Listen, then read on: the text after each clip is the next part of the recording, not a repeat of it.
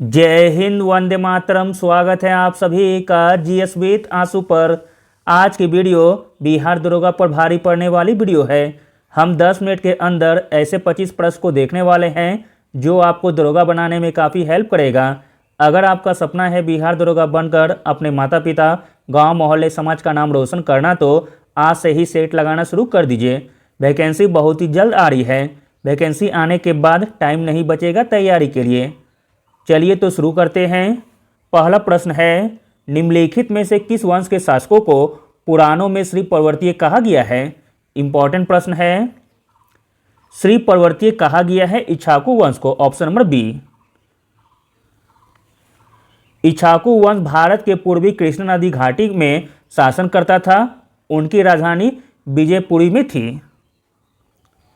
अगला प्रश्न देखते हैं। इंपॉर्टेंट प्रश्न है, सांस्कृतिक गरीबी का विचार निम्न में से किसके द्वारा दिया गया था?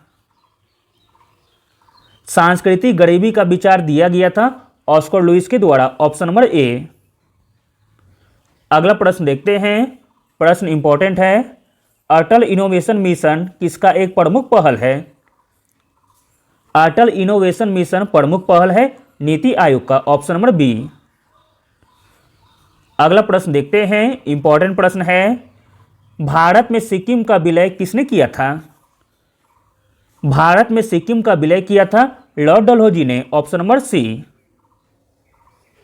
अगला प्रश्न देखते हैं। इंपॉर्टेंट प्रश्न है, निम्नलिखित नेताओं में से किसने दूसरे गोलमेज सम्मेलन में भाग नहीं लिया था? दूसरे गोलमेज सम्मेलन में भाग नहीं लिया था doctor Rajendra Prasad. Option number D. जबकि एम.के. गांधी, सरोजिनी नायडू, पंडित मदन मोहन मालवीय, यह तीनों ने दूसरे गोलमेज सम्मेलन में भाग लिया था।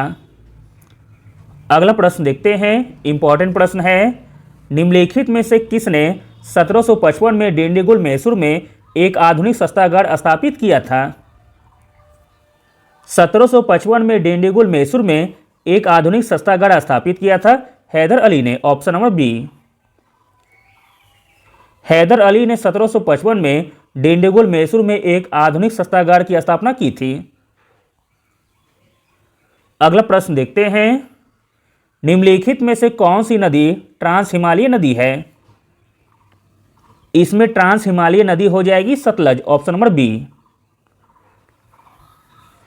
सिंधु, सतलज और ब्रह्मपुत्र ट्रांस हिमालय नदियां हैं। अगला प्रश्न देखते हैं। इंपॉर्टेंट प्रश्न है, कश्मीर की घाटी के बीच स्थित है। कश्मीर की घाटी के बीच स्थित है पीर पंजाल और हिमाद्री पर्वतमाला। Option number B. अगला प्रश्न देखते हैं। इंपॉर्टेंट प्रश्न है, निम्नलिखित में से कौन सा क्षेत्र खट्टे फलों के उत्पादन के लिए सर्वश्रेष्ठ है? खट्टे फलों के उत्पादन के लिए सर्वश्रेष्ठ है वह क्षेत्र है भूमध्यसागरीय क्षेत्र। Option number C. अगला प्रश्न देखते हैं।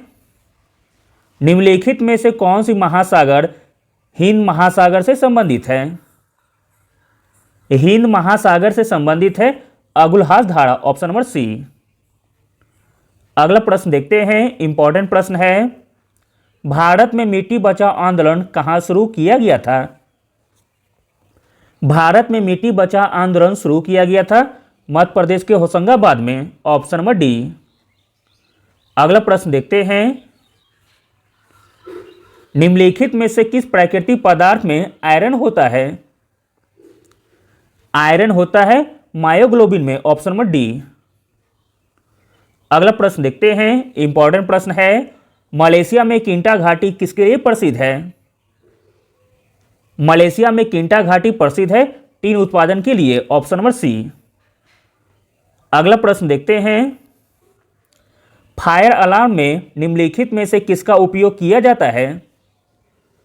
फायर अलार्म में प्रयोग किया जाता है फोटो सेल का। Option number A. अगला प्रश्न है, मानव शरीर में प्रोटीन का पाचन निम्नलिखित में से किस अंग से शुरू होता है? इंपॉर्टेंट प्रश्न है, मानव शरीर में प्रोटीन का पाचन शुरू होता है पेट से। Option number D. अगला प्रश्न देखते हैं। मानव आहार में पॉलिश चावल का उपयोग निम्नलिखित बीमारियों का कारण बनता है। आंसर है option number D, beriberi. अगला प्रश्न देखते हैं, इंपॉर्टेंट प्रश्न है, निम्न में से कौन सा विटामिन मानव में रक्त जमावट के लिए मुख्य रूप से जिम्मेदार है?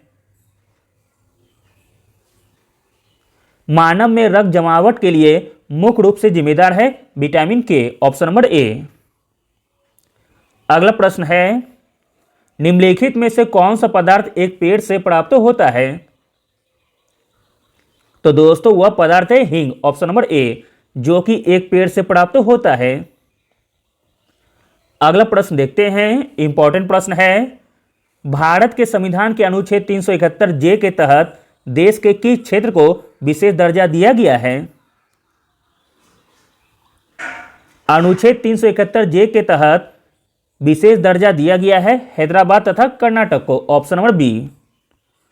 अगला प्रश्न देखते हैं, भारतीय संसद की सबसे बड़ी समिति कौन सी है?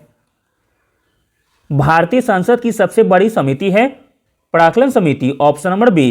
प्राक्कलन समिति में कुल 30 सदस्य होते हैं और 30 के 30 सदस्य लोकसभा से चुने जाते हैं।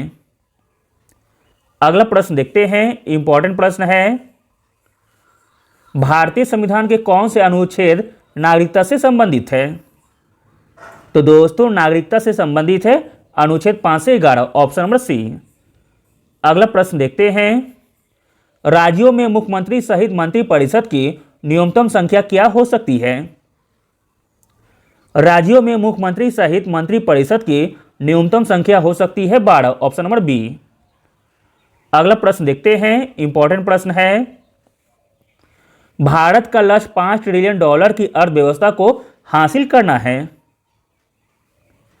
भारत का लक्ष्य $5 ट्रिलियन की अर्थव्यवस्था को हासिल करना है 2024 तक। अगला प्रश्न देखते हैं, निम्नलिखित में से किस तारीख को भारत की संविधान सभा ने राष्ट्रीय ध्वज को अपनाया? भारत की संविधान सभा ने राष्ट्रीय ध्वज को अपनाया 22 जुलाई 1947 को, ऑप्शन नंबर सी। अगला और अंतिम प्रश्न देखते हैं, पारिस्थितिकी संक्रमण की संकल्पना का पहली बार उपयोग डैश के द्वारा किया गया था? इंपॉर्टेंट प्रश्न है, पारिस्थितिकी संक्रमण की संकल्पना का पहली बार उपयोग किया गया था बेनेट के द्वारा, option number B. Thank you.